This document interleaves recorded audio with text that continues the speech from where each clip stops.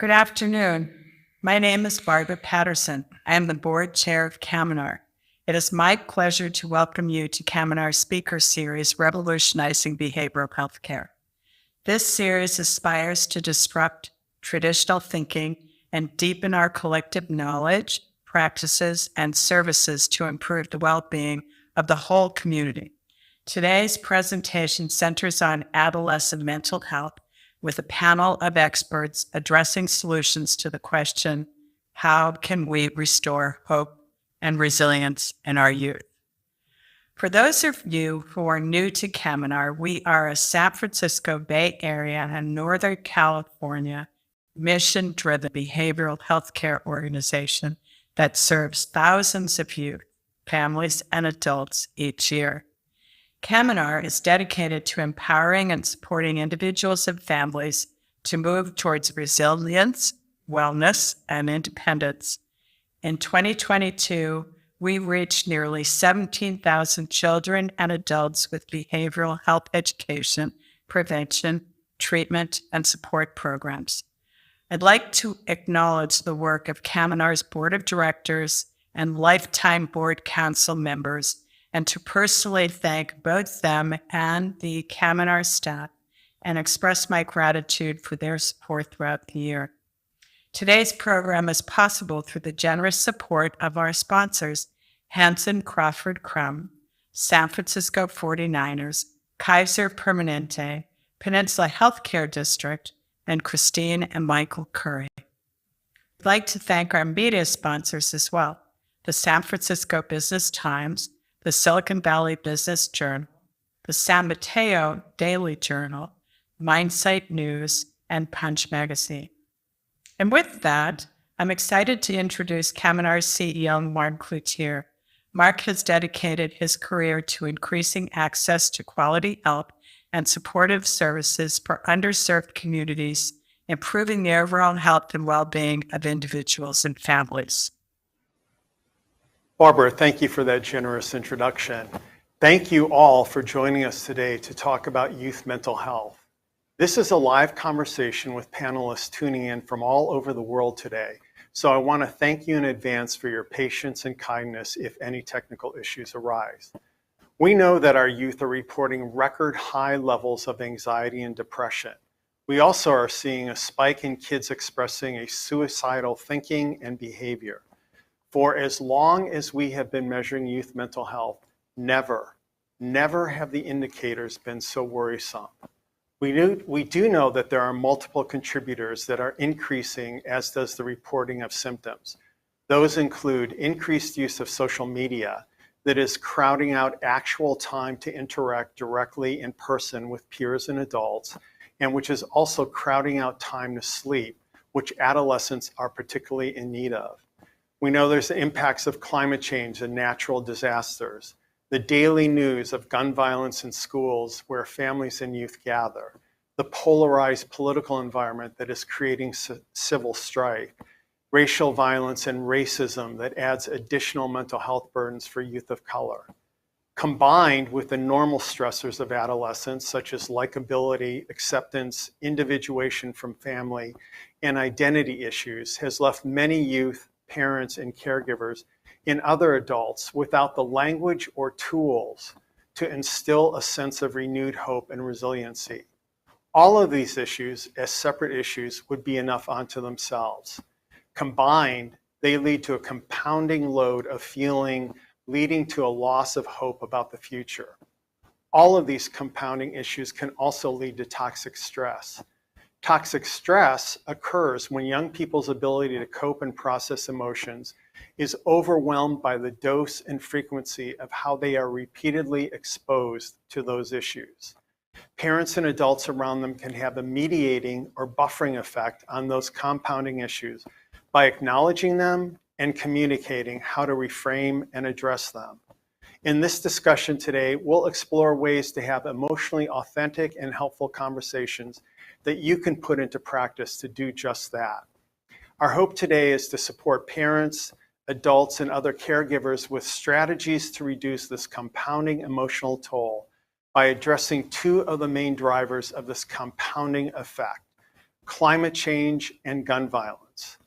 To create more context around the seriousness of these issues, I will remind you all that firearms are the leading cause of death for children and young people between the ages of 0 and 24 through both suicide and homicide. Death from firearms is also the leading cause of death for men 25 to 44, potentially affecting those children's fathers and male caregivers.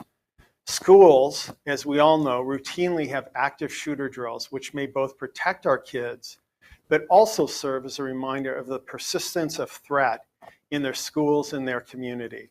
Similarly, as we all know, we are in a time where the intensity and frequency of extreme climate events makes environmental catastrophe more real to all of us. It is without dispute that both of these phenomena are a concern or preoccupation of many young people. Fortunately, we have a panel of experts who can teach us ways of having frank and honestly and authentic conversations with young people in our lives. We believe those conversations can create a sense of concern, support, and adult protection that can allay the more serious emotional effects and create a sense of support, allyship, and hope. Joining us today, our panelists include Dr. Elizabeth Ollie-Red, Dr. Ann Brodsky, Dr. Susan Clayton, and Faria Tabacoli. We will be learning more about them and their work shortly in our program. I would also like to introduce our moderator and media partner. Rob Waters, is the founding editor of MindSight News, a nonprofit digital journalism site dedicated exclusively to reporting on mental health. Waters is an award-winning journalist who has worked as a staff reporter and editor at Bloomberg News, Time Inc., Health, and the Psychotherapy Networker. He was a contributing writer to Health Affairs, and his articles have also appeared in the Washington Post, Kaiser Health News, Stat, theatlantic.com, Mother Jones, and many other outlets. Good morning, and thanks so much for organizing this panel, Mark. I'm excited to be part of it. As Mark said, MindSight News is a national digital journalism site focused exclusively on mental health issues. We launched in the fall of 2021, and we cover a wide range of issues. These include investigative reporting on the mental health system's many failings, including the criminalization of mental illness. This was the first investigation we published when we launched last fall. We also do solutions-focused reporting on efforts to create change. We do policy reporting, as well as looking at the ways that mental health is addressed in popular culture and in books. We've given extensive coverage to youth mental health issues, as well as the impact of climate change, gun violence, and mass shootings on the mental health of young people in particular. To set some context for our discussion today, I'm going to share some data and some insights that we have gained from our reporting. We know from numerous data sources and from our observations of everyday life that young people, and in particular youth of color and LGBTQ+ youth, are experiencing very high rates of depression, anxiety, and suicidal thinking and actions. We also know that college students are experiencing major levels of stress, and that more than 1,000 students take their own lives each year, and that's triple the rate of the 1950s. We know that gun violence and suicide by gun is rising, especially among young people of color. We also know that climate change is having a major impact on the mental health of people, especially young people. This is a pretty staggering and sobering statistic, that 56% of young people think humanity is doomed. And the difference in views along generational lines is quite amazing. 2/3 of Gen Zers are somewhat or very concerned about the impact of climate change on mental health, but just 42% of baby boomers. So that's the landscape, and it's distressing. But part of the landscape is also the work being done by campus activists and some colleges, by teachers and school mental health professionals across the country, including those in Michigan. Important work is also coming from climate change-focused mental health professionals, including those who we're going to hear from today, and climate change activists who make the point that taking action and creating community is a critical solution to feeling disempowered and overwhelmed. And even from middle school kids, as in this story that we just published and was picked up by USA Today. It tells the story of kids around the country who, in the face of school shootings and lockdowns, are working with teachers and counselors to create kindness and buddy benches where kids can go to feel welcomed. And speaking of feeling welcomed, we'd welcome you to join our mailing list and sign up for Mindsight News Daily, our daily newsletter. And you can do that at this address, mindsightnews.org/subscribe. And now let's turn our panel and go back to Mark to make introductions. Thank you, Rob. Our panelists will now share what they are seeing as key impacts on youth as they grapple with being a young person in a world where climate change, violence, and a general uncertainty about the future is having an impact on how they view the world. Let's start. Dr. Elizabeth Allred is a clinical psychologist who works with young people and families. She co-founded the Climate Psychology Alliance of North America. She currently heads the Education and Training Committee there, developing programs to teach about the interface of mental health and the climate crisis. Thank you, Mark. And I'm so happy to be here sharing what I know about this very difficult issue. In my work with the Climate Psychology Alliance, I'm trying to help mental health clinicians and the public understand the mental health impacts of the climate crisis, and particularly helping clinicians learn how to work with them in their office settings and clinics. So one basic premise that I'm going to offer you to start with is that if we want to hear from our young people and really understand their thoughts and feelings about these big problems, we need to be first understanding our own feelings about the climate crisis specifically, because this is affecting all of us, and it's affecting all of us already.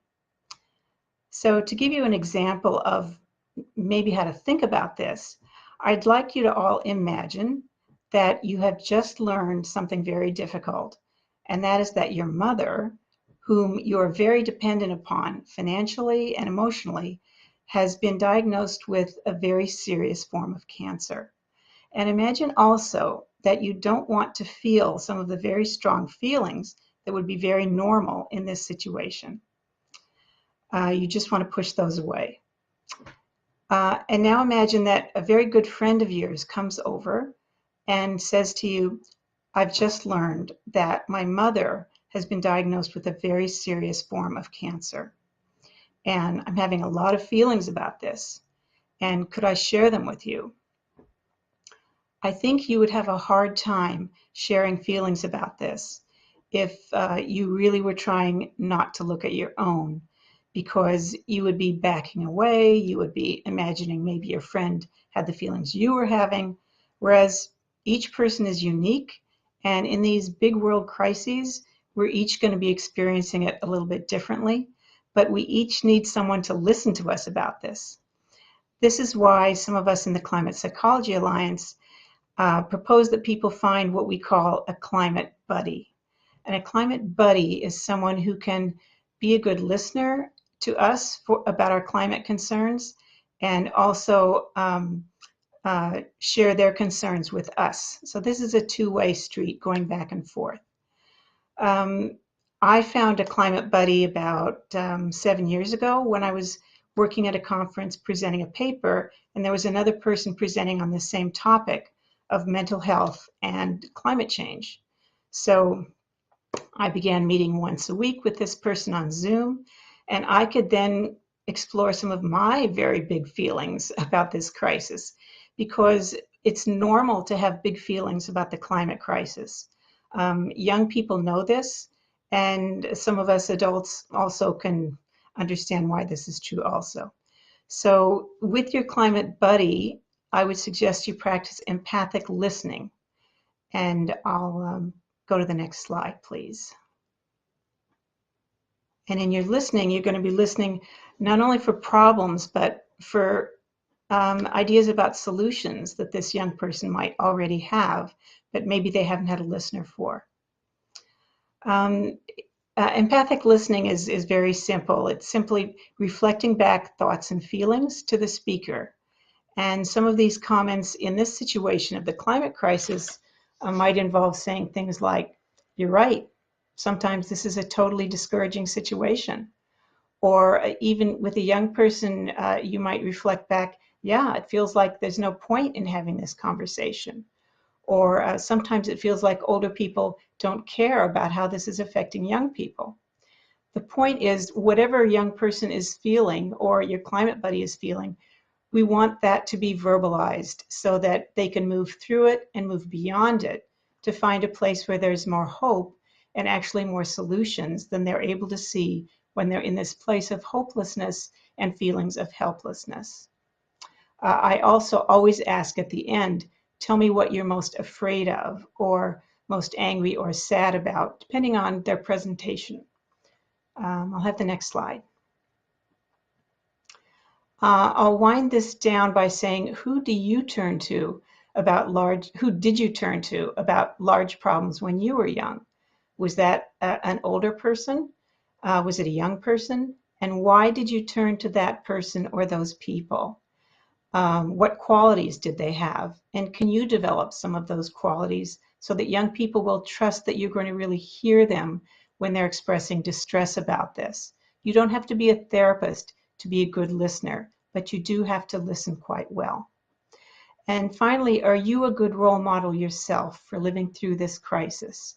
I think young people are looking for role models, and they're looking for adults who are taking it seriously and letting it impact their lives and how they're going forward at this point in our planetary future. We don't need to be perfect, but we do need to be sincere. So I'll end there and pass it to our next speaker. Thank you, Elizabeth. Up next is Dr. Ann Brodsky, Professor and Chair of Psychology at the University of Maryland, Baltimore County. She focuses there on teaching, research, administrative work, and practice on resilience, psychological sense of community, social justice, and the role of communities in creating and resisting societal risks and oppressions, including violence, poverty, racism, and sexism. Thank you, Mark. And thank you, everyone, for being here with us for this really important conversation. As Mark said, I'm an academic, and I've been studying issues of resilience for about 30 years now. I've worked on resilience with kids who are at risk for drug use, low-income women in job training programs, immigrants to the US and Italy, and Afghan women both before, during, and unfortunately the short-lived after the Taliban. So today I want to briefly discuss what I've found about the process of resilience that's shared across these diverse populations and risks. And the next slide starts with a definition and some framing points about resilience. Anne Maston, who's a very well-known and respected resilience researcher, defines resilience as successful adaptation despite risk and adversity. So it has the point that risk is there. Resilience doesn't mediate the risk, but it helps us to cope with it in a better way. Resilience is also a process. It's not an outcome. So there's no such thing as a superhuman invulnerable person or kid. And sometimes kids can get really disappointed because they think that, to be resilient means they've got it all. None of us have got it all. Resilience is also context dependent. So you can think about a child being very resilient in school, not so resilient at home, not able to cope and adapt to things that are going on in the home, or vice versa. Finally, it's really important to know that resilience can be built with practice. It's like a muscle. So let me tell you a bit more about building this muscle in the next slide. So this is some work that my colleague Lauren Catania and I have done on looking at how empowerment and resilience are similar and different. And there's not time today to go into empowerment so much, but I wanted to concentrate on the resilience side of this to show you real briefly how we can think about resilience as an iterative process. So it starts with awareness and knowledge. A child needs to know that there's a risk. Something's not right. It should be different. They need to know the context. They need to know where to find resources, what are the appropriate resources in that context. And they need to know about themselves. What skills do they bring to the table that can help them in dealing with what's going on? The next point is that we need to develop an intention and an action. That is, some desire to respond to the risk. And when it comes to resilience, we can respond by adapting to what it is that is demanded in the setting, to withstanding that risk in the setting, to resisting it. Once we do that, then it's important to reflect on, did these actions work? Am I safer? Do I feel better? Have I adapted? Have I resisted what I needed to resist? And so you see this arrow that comes and really runs between all of these processes, parts of the process, as we reflect and then go back and maybe realize, oh, I need some more knowledge, I need some more practice, I need to find some more resources. So the last part of this is the maintenance piece, the protective resources that allow us, and in the case of today's topic, allow kids to be able to practice this iterative process of resilience. Those resources are skills and knowledge. So education is a way that kids learn about resilience and gain that muscle, what they learn in the home, what they learn among peers, what they learn in their communities. Experience and practice are really important. And so we need to give kids a chance to try out resilience and see what they can do to make their experiences better. Social support and community is an extremely important protective resource when it comes to resilience, and material resources. And as you know, in the US, there's lots of material resources, but it's access to those material resources that's going to make a difference. So let me just leave you with a few points about building muscles for kids' resilience. You can think about this as stress inoculation. So you start with something small, and you provide children with scaffolded experiences to develop their own skills and resources. It's like learning to ride a bike or learning to swim. You don't suggest that the kid jump into the deep end or go off on their two-wheeler. We start with training wheels. We start holding it, and then we let go. And that's really important, to provide the help and support for them to solve their problems.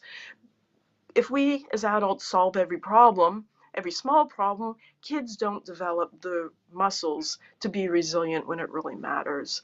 And so practice and experience builds resilience. Another point that's really important is that we don't want to assume that resilience in one setting translates to another. As I said, it's context dependent, and then related to this is the fact that we don't want to expect invulnerability. We can all get disappointed if we feel like, oh, I should have this. I should totally have this all wrapped up. And we know life is hard. There is no such thing as invulnerability, but there are those opportunities to adapt and withstand and resist. It's important for adults to be there for the kid who looks resilient too. We don't want to just assume, they've got this, we'll just let them take care of it on their own. And finally, I want to leave you with this really important point that has been found in research across the years from really experienced and well-respected researchers, and that is that the one caring adult can make the difference. And I so hope that some of this is useful for you in being that caring adult. Thanks so much. Thank you, Anne. Next up, we have Dr. Susan Clayton, who's the Whitmore Williams Professor of Psychology at the College of Wooster in Ohio. She examines people's relationship with the natural environment, how it is socially constructed, and how a relationship with nature can be promoted, and how climate change can threaten mental health. Thanks, Mark. I'm really pleased to be a part of this conversation today. What I want to do is to give you a little bit more detail about how children and young people are thinking about climate change, and then talk about the kinds of support that might help them to deal with those emotions. As Rob said earlier, there's plenty of research showing that children do experience negative emotions and worry about climate change, and that they spontaneously bring it up in schools, for example. And I want to give you some specific details from a study I was involved in a couple of years ago. We were able to survey 10,000 young people in 10 countries around the world, 1,000 in each of 10 countries, which, as you can see, included the United States. So if we go to the next slide, one of our main questions was the extent to which these young people were worried about climate change. And if you look at that bottom bar, the smallest section, which is pink, 5% of our respondents said they were not worried. The other 95% were worried, and over 80% said they were at least moderately worried. So we know that they really are thinking about climate change. Now, worry is not necessarily a bad thing. If there's a problem in your life or challenge in your life, it's better to worry about it than to just hope it goes away or that somebody else will deal with it. But worry threatens mental health when it starts to become overwhelming and to interfere with your ability to live your life, to sleep, to socialize, to do your homework. And that's what the top bar shows. We asked these respondents, did their worries about climate change affect their ability to function? And 45% of this 10,000 person sample said yes. On the next slide, you can see we also asked some more details about their emotional responses, and a large majority of them reported feeling sad, anxious, or afraid.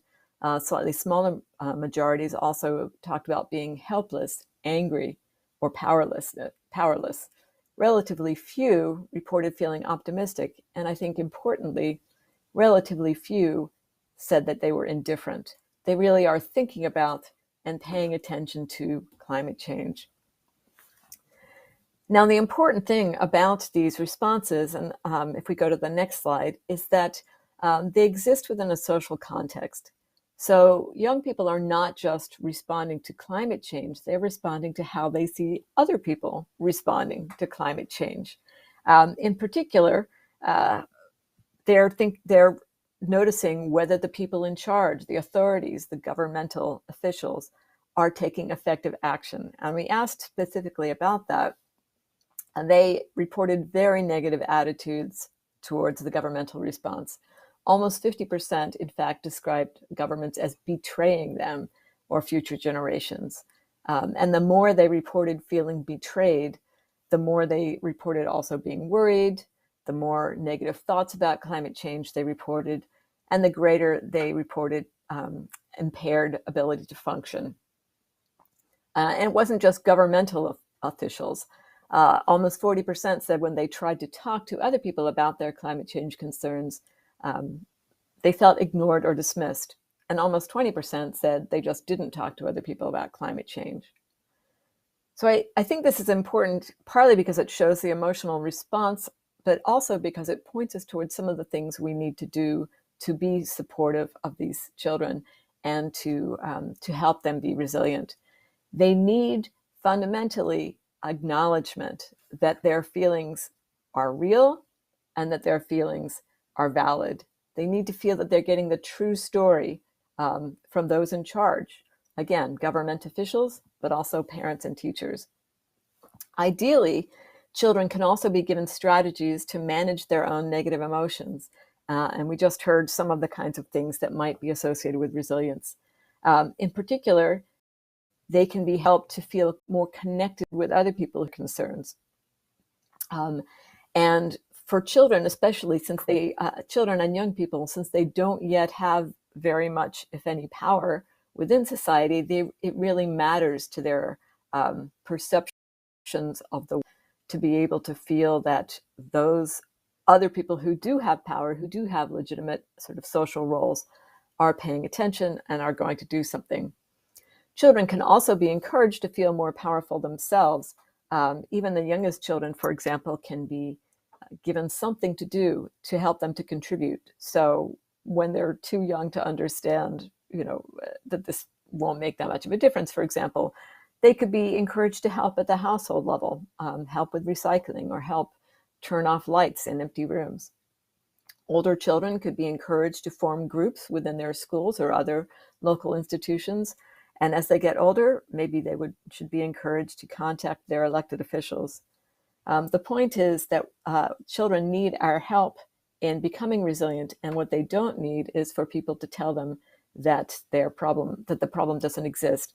What they do need is to feel that other people are also aware of the problem and are taking action to address it. Thanks. Thank you, Susan. Next, we have Faria Tavakoli. She's a public health major at the University of Nevada, Las Vegas, and has leadership roles in a variety of mental health initiatives. She works with Lady Gaga's Born This Way Foundation, Mental Health America, and Futures Without Violence on programming that increases awareness of mental health resources while increasing kindness and bravery in young people. Thank you so much for having me today, Mark. And I can't help but echo what everyone is saying about how dire these circumstances and how much we need to support young people in their endeavors. I hope I can have a colloquial one-on-one discussion with you all today in regards to how we can support young people and what I've learned throughout my experience as a young person. So as you'll see on the next slide, I really wanted to introduce myself and note how my role in advocacy really started. I'm born and raised in Las Vegas, Nevada, a state which really struggles in regards to mental health access and support, the worst in the nation currently, and for some years quite now in reality. And ultimately, this led to a lot of struggles with my mental health, with severe depression and anxiety that I continue to have to this day. But the proliferation of the climate crisis and gun violence, especially after 1 October, was what really led me to be a youth mental health advocate and find those resources and ask those questions of how can we support youth mental health and well-being? How can young people be kinder to themselves? And then who are the community members we need to talk to in order to get those solutions at hand? So on the next slide, I think it's really important to recognize what do young people value and what are their characteristics. I know that we can't necessarily homogenize young people in general, but I do think that there are certain things that you can definitely notice in regards to what we truly value. I think we value honesty and we want people to be their authentic selves. But we also value deeper connection, especially after the COVID-19 pandemic. We're more concerned about having a fulfilling life and actually attributing to it rather than having materialistic success. And then my favorite is, we are very humorous because we love subverting those norms and expectations that currently exist in society and challenging them and asking questions on why they exist in the first place. And you'll see on the next slide, I think the main reason why we have these issues of hopelessness, these are just a few that I specifically can mention, is that we see a lot of these crises being shown almost like 24/7, especially with the 24/7 news cycle that's being echoed constantly through social media. And I think that makes us question, how are we characterizing these systemic problems? But we also have heard previously that there are questionable access to services and supporting well-being, and especially in regards to the autonomy that young people have and feeling safe and secure to sustainably use those resources. And then lastly, I think what's really important to recognize is that there's a lack of visible adult and mentor support, whether that's on, an authority perspective or if that's just a parent. We know that adults are being impacted just as much with these crises, but there seems to be a miscommunication at hand in regards to supporting them. And that shows a lack of apathy, cynicism, or mass humor being very apparent in young people, and a demand for there to be better futures ahead. And the next slide, I really wanted to focus in recognizing that young people characterize hope and resilience through their own specific definitions. And I think it's really important to take that into consideration. Some people think that it's about getting back up and trying, and other things thinks it's about optimism in the face of insurmountable odds, which really recognizes about what young people want from their own experiences for hope and resilience. In the next slide, I talk about specifically the fact that hopelessness can actually arise from being a responder and can help motivate and drive away hopelessness, but also be a cause for people joining movements. I think a lot of people ask, why are young people driving the gun violence and the climate crisis movements? And I think a lot of it has to pertain to channeling and processing that anger that they currently have, as they're not necessarily speaking on their emotions. But there currently are some more difficult issues that need to be tackled, such as ageism or even the need to tackle problems at faster speed. I think young people have given up on the generation-old idea of incremental change happening, and they really want to go their own routes, even though that leads to probably more problems arising in terms of isolationism or lacking the tools to do so. But at the same sense, joining movements can make them feel less isolated and promote self-care through community care. And I think the main question we want to ask is, how can we support young people in regards to building hope and resiliency? And in the next slide, I think we have a lot to work on, but providing youth-centered spaces and involvement, and letting people know that they don't need to make these grand proclamations on what a situation is, but rather, how they're feeling currently in the moment is really important.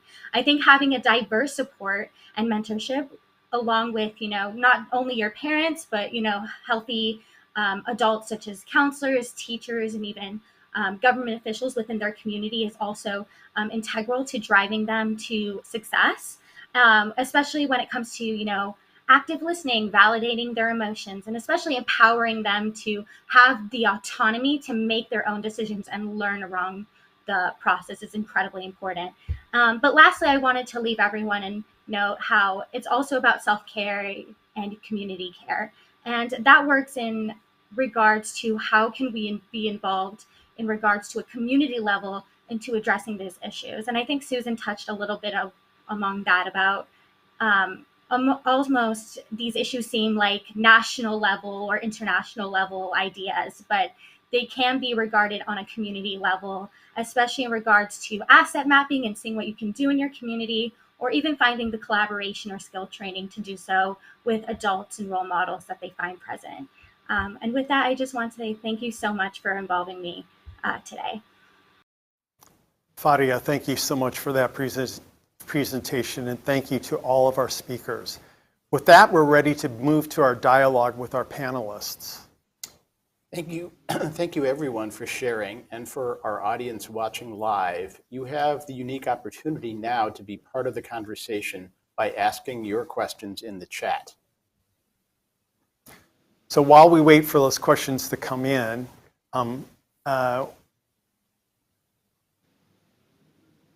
we have some questions that we have ready to go in the time that we have. So I want to go back to this notion of resilience, and it's clearly not a one and done thing.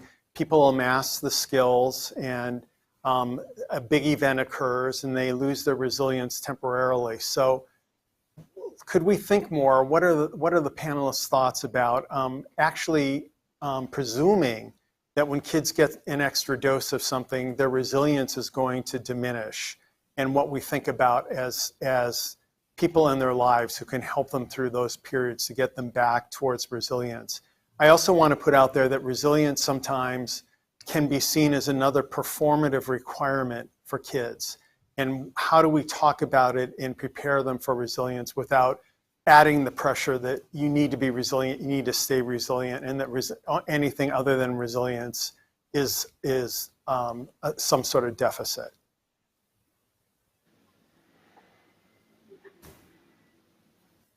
Anyone jump in?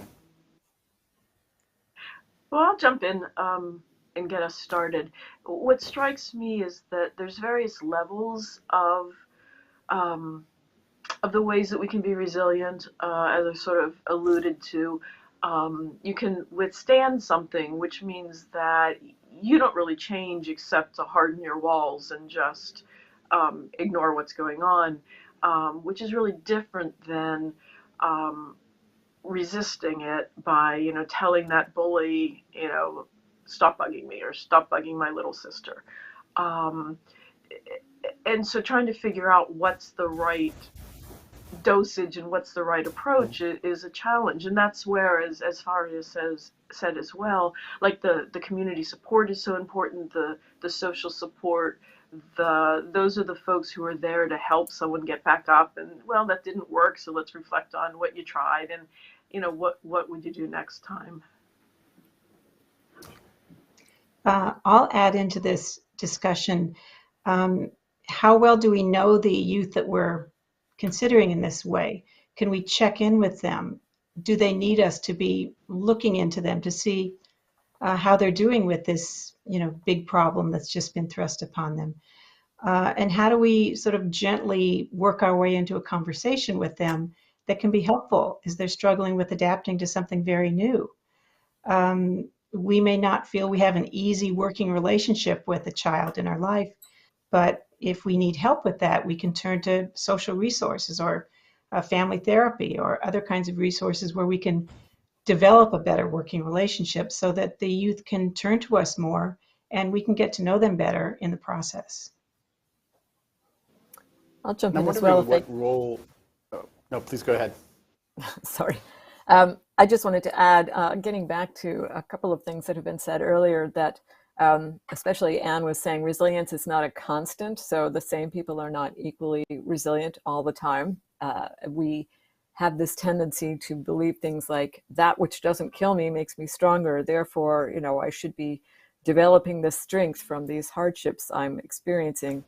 And maybe it does sometimes, but sometimes it actually makes you weaker because you've used up that resilience. So although we can build our long-term abilities to be resilient, nevertheless, specific contexts can deplete our ability to be resilient. So to kind of recognize that sometimes even the most resilient person might have just had too much to deal with that day and not be able to be resilient at the level that we expect of them. And so we really need to be able to provide that social support, even to people who we, as Anne said earlier, we might not think are needing it. Yeah, I was wondering what role you all think schools are playing and can play as sort of integral places in the lives of kids, where kids are interacting with each other, where they're learning, but also they're dealing with these kinds of issues. I can speak a little bit in regards to my experience in regards to high school, for example, as like a mental health advocate.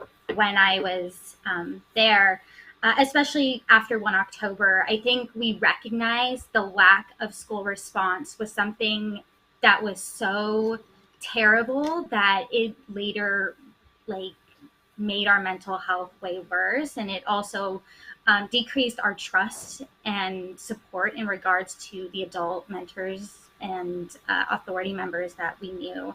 I think we utilized a lot of masked humor in those regards, and we made a lot of jokes in regards to country music and these little things because we weren't given the actual opportunity to address our feelings.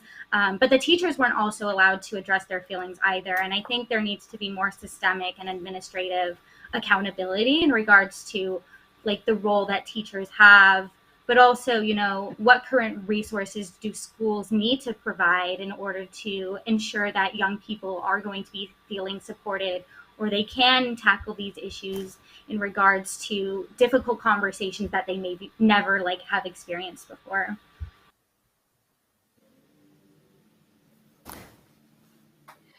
Well, I'll add in here that I think there are specific big crisis disaster events that can be responded to in creative ways that maybe we haven't yet talked about. For instance, the Sandy Hook Elementary School shooting here in Connecticut that occurred some 10 years ago was disastrous in terms of mental health on the community of school children there. I spoke with the person who headed the disaster response for Connecticut, and the psychiatrist said that the most useful thing that they did there, according to the kids, was bring in therapy dogs to be with the kids.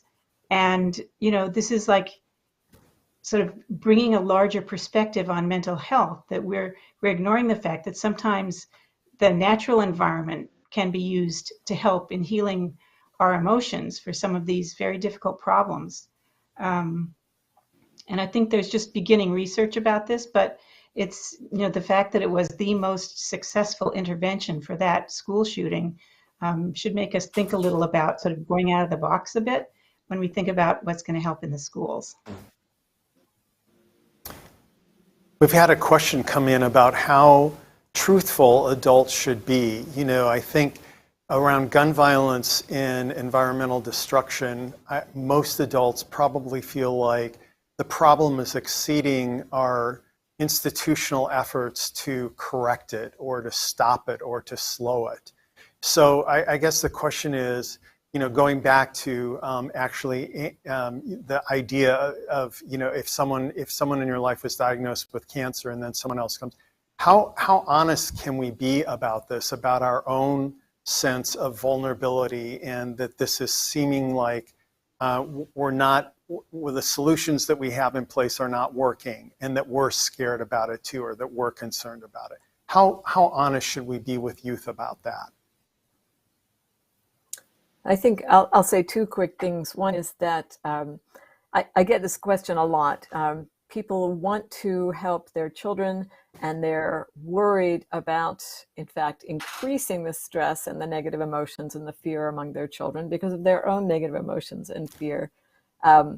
But as I said earlier, and as other people also highlighted, the important thing is for the adults to be trustworthy. So you can't control what your child learns. They're going to be talking to others. They're going to be seeing things in the media. If they think you're not telling them the truth about the problem, that doesn't make them feel better. That just makes them not trust you as a source. So be honest, but also be developmentally appropriate. Don't tell a 3-year-old, well, chances are really good that the world is going to be uninhabitable in 50 years. You can give them just part of the story in order to try to not overwhelm them with more than they can handle. But it's very important to be truthful. I think Elizabeth spoke to this as well in terms of, I don't mean to speak for you, but the importance of empathy and the importance of admitting that we have feelings about this too. And I think that's why, in part, we are in such a crisis, because the adults don't have the answers. I'm not sure the adults have ever had the answers to the big crises that the world has dealt with. But Elizabeth, let me let you jump in. Sure. No, you're absolutely right about that, Anne. And I'll just add to what you're saying is that we can use the word sometimes. Sometimes I feel hopeless, but a lot of the times I think about the solutions that are out there, and I'm encouraged by a lot of the solutions that are already being enacted. But if we don't own up to our own feelings, and if they can see on our face that, yeah, we think this is a pretty dire situation, then, as Anne said, how can they trust us to be, honest in other ways? So we need to be good role models for sharing our emotions, so they'll be sharing theirs. But we don't need to stay stuck in the feelings as long as we can process them with someone else, and so that the hopelessness isn't sitting in us waiting for them to find it, shall we see.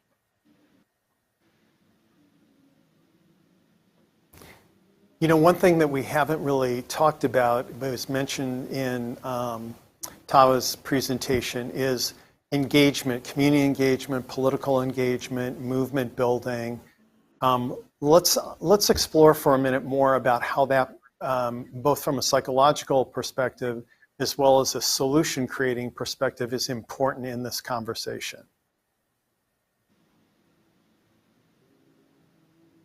Well, that sense of community and belonging is essential, and the resources are not all held at the individual level. And so being able to find like-minded others who are trying to do the same things, I think makes a big difference. And the resilient individual needs to be surrounded by others who help them maintain that, because as everyone has been saying, it's hard, it doesn't always work. And so in the best of all worlds, I'm having a bad day and feeling kind of hopeless about something, but Susan that day picks up the pieces and is the voice of encouragement, and another day it's Elizabeth, and together, and then Farian. So together we support each other, and we don't have to be invulnerable. We can be humans.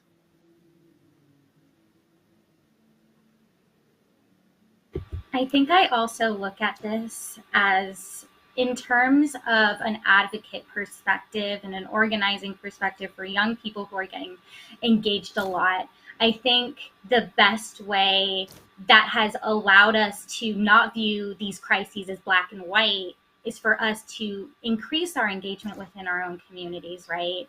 And to allow ourselves to recognize, who's actually like fighting the fight in regards to these circumstances, and how can my voice or my perspective play a role in regards to bettering my community, right? I hope that young people have the autonomy to actually get involved in their community, and they are supported by their parents or other adult members to take that stance and that first step to find who's working in their community, and what currently is being set to really elevate these issues and create those solutions for sure. Yeah, I think one thing that struck Let me me also, as we've done reporting around this issue at Mindsight News is having young people tell us about the power of actually getting involved, and how that in itself is such an important piece, not just in terms of creating change in the world, but also for them to feel empowered, for them to feel whole in some ways. At the same time, I think some young people, and this may be a good question for you, Fadia, there's also the pressure of sort of taking on this role for the world. Like our generation, my generation kind of screwed things up. Now you guys have to fix it, but it's almost too far gone to do that, and the pressure that young activists feel. So I guess I'm wondering, how do you support each other not only around these issues, but to take care of each other around this kind of stress, this almost self-generated stress of trying to save the world? I actually really love that point, especially as I do think that young people have they do not consider incremental change as a solution making aspect anymore. And they think that, either you have to find the solution now or we're going to burn alive. And something that I think a lot of advocates are considering now is, what kind of support can we give one another? But, who are the adults that actually do support us? We make it our responsibility to make sure that we're also engaging effectively as well, and that we're also showing the truth in regards to these situations, but also the adults that are truly empathetic to us and tell us, we're here if you need to talk, and we're here if you need to literally like asset map and find a solution to whatever situation that you may need.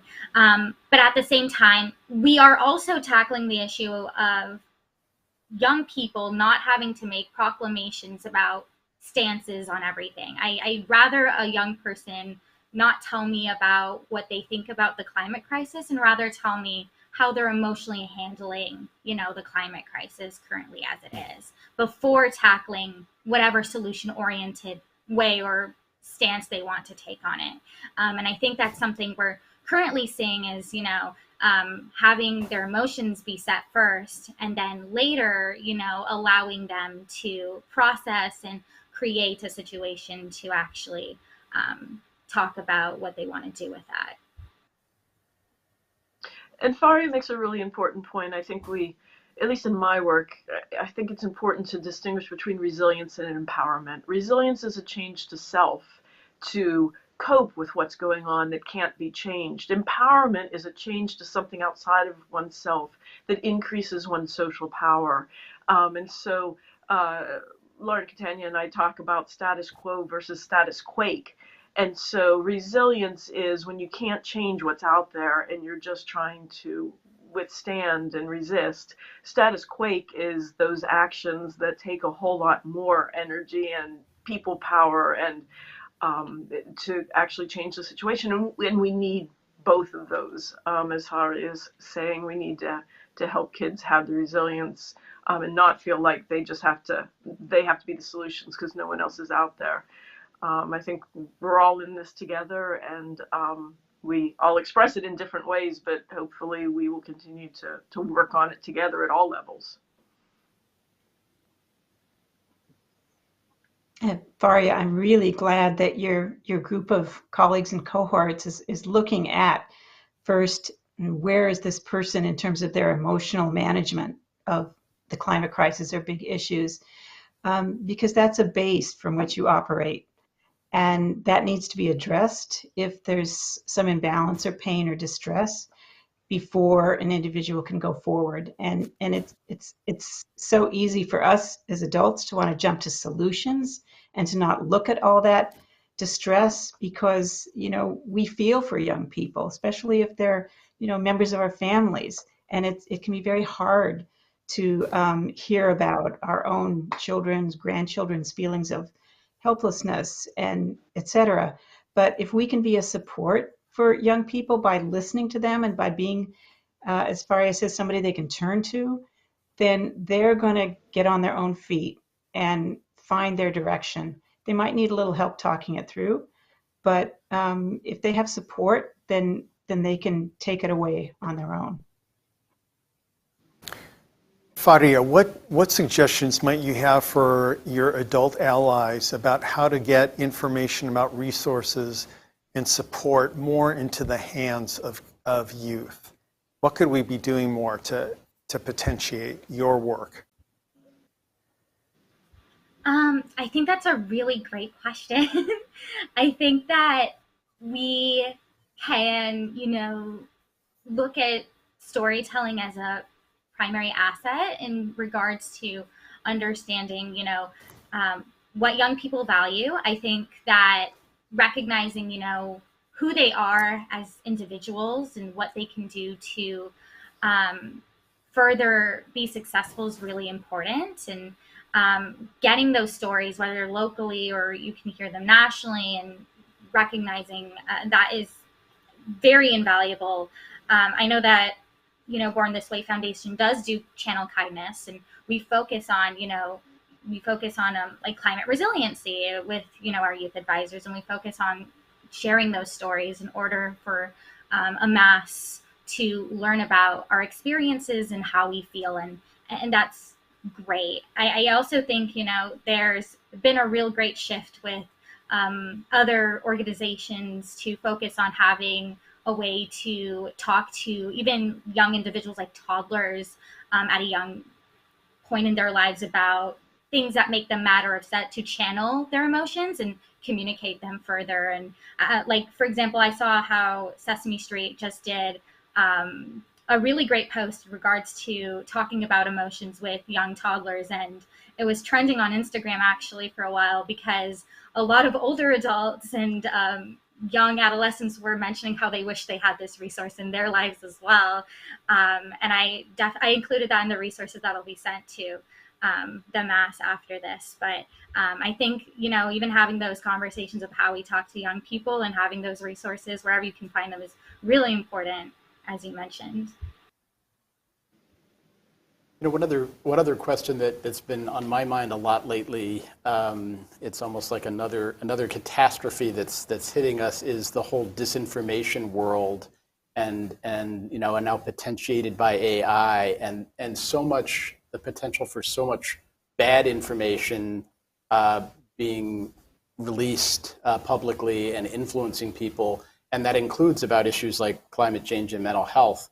And I'm wondering if the panel has any suggestions for parents and for young people as to how to evaluate information and how to think about information around this whole topic. You brought that up. It's such a important part of our social context right now. And it gets back to that issue of trust and the need for young people to trust adults, and for us all to be able to trust each other. And one of the very foundations of trust is that when you tell me a fact, I believe that it's true, or I have reason to believe that it's true. I don't personally have, I don't have the skills that I would say, here's what you need to tell your children about. I do think it reminds us that this is an important skill for the era we live in, the ability to determine whether something is true or not. So whether that's checking your facts on Facebook, I think we've been hearing in Wikipedia, that's been taught in schools for a while, or at least in some schools for a while.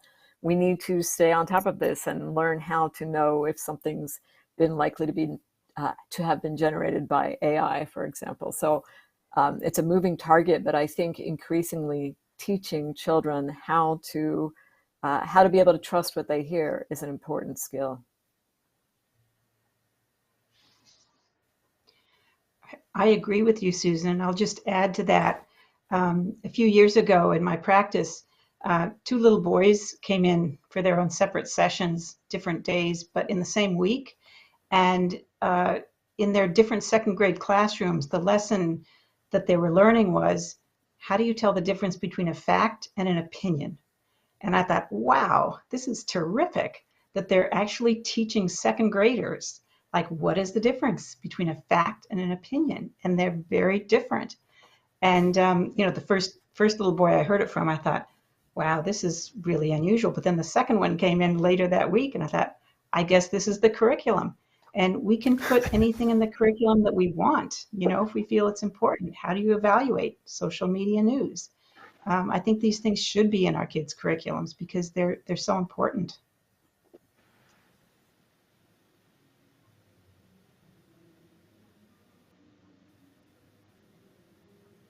Faria, is this issue, a topic of conversation among I'm sure it is, among your cohort, and what are people saying and thinking about how to deal with this disinformation, crisis? I think it definitely is an issue, and I see that AI is more potentially been explored by young people, actually. In fact, whether that's ChatGPT or other apps in regards to, even simple things like doing their homework. But I think on the broader concept of misinformation, when you see a lot of these deep fakes come up and young people, kind of bandwagoning on social media in regards to something that literally did not happen, it becomes very concerning, especially when they involve a lot of our authority figures or people that we should be looking up to. We have definitely had conversations in regards to role models, especially adults, or even our peers being more accountable in regards to fact checking.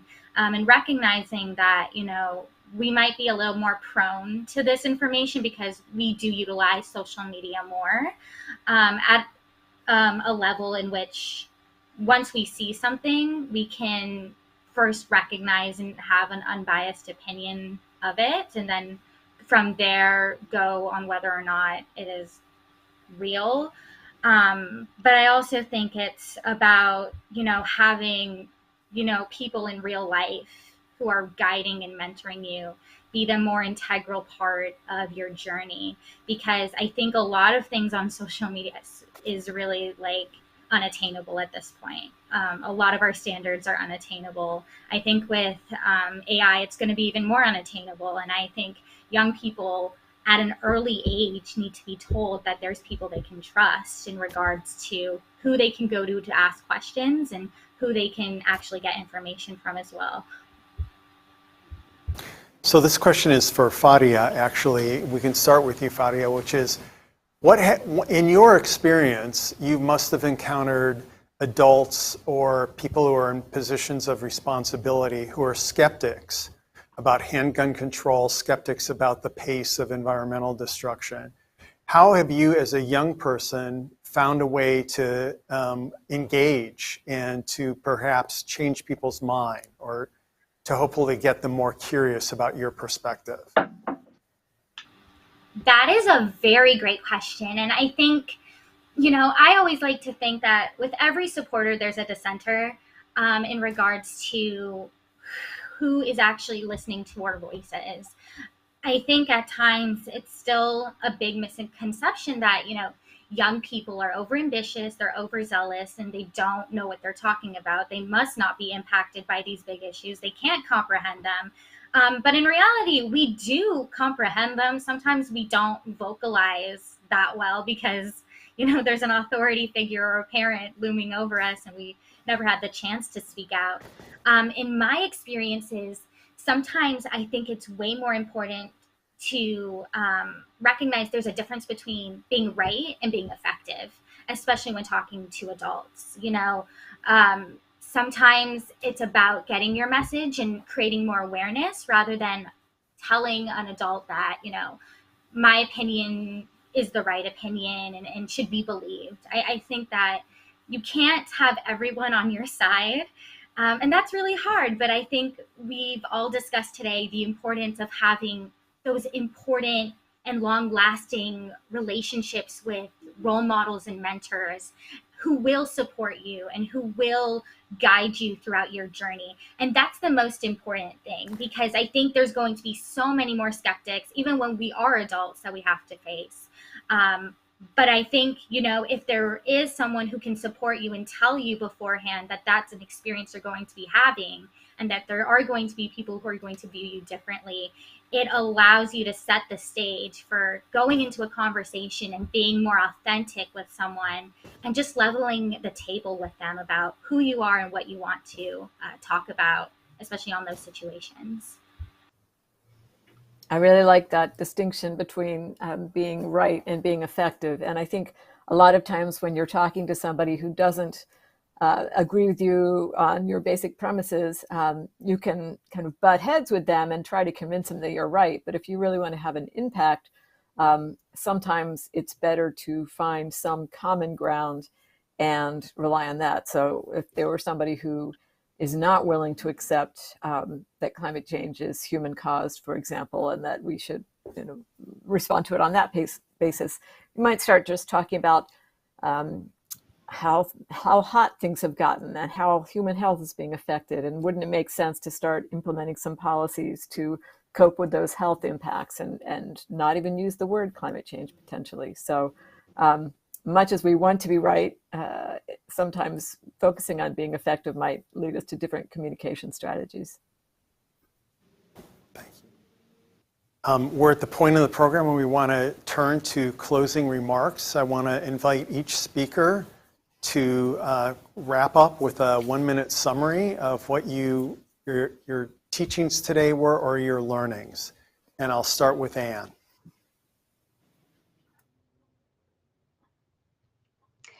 Well, I can start, but I'm Elizabeth, but I'll just jump in. What I hope that you've gotten from this talk is that your mental health and your own role modeling are crucial during these world crises. And the more you can process your own feelings and have a good listener for your feelings, the better you'll be able to do this for other young people. And I equate this to the old saying, on the airplane, if the little airbag drops down, you put on your own mask before you put your child's mask on, because we need to have our own air supply clear before we can be sure we'll be there for our kids. So that's basically my message, and it's been wonderful being here and sharing with you today. Now, Anne, perhaps. Happy to go next. I just want to jump in on, build on what Farai said. So as youth are looking for hope, we can think about hope as being the intention for resilience. Resilience is that action that's going to make their hope a reality.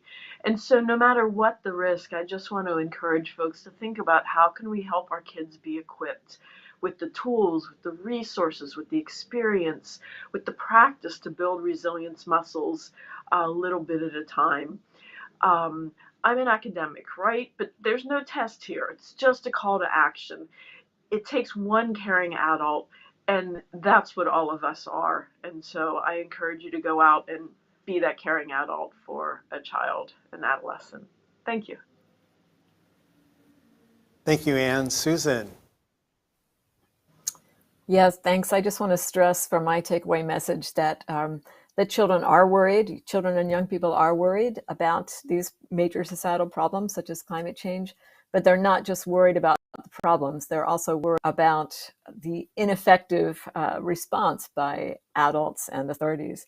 So it's doubly important for adults to do what they can to demonstrate their trustworthiness to young people and to provide them with those skills that will help them to be resilient. And I think I want to refer back to something Fadia said a minute ago about how when young people get involved in addressing climate change, they're working for something greater than themselves, and that can provide a connection and a source of meaning. So I think recognizing that as a possible outcome, we don't need to just focus on helping young people deal with the negative emotions, but also recognizing the possibilities for real validation and positive outcomes from helping them to get involved in addressing these problems. Thanks, Susan. Fadia. Yeah, I would love to just echo what my amazing peers have just been mentioning.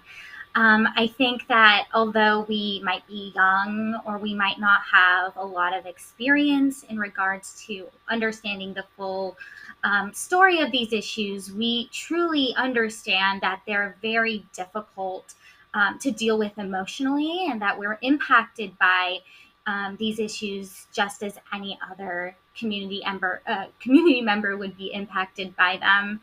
And I want to let any adult listening, you do have the opportunity to interact with young people and ask them how their day is, and get that conversation going in regards to recognizing and communicating with them in regards to their emotions. And I think that's a great first step in regards to allowing them to build that sense of trust back and to build a more collective community that responds to these measures.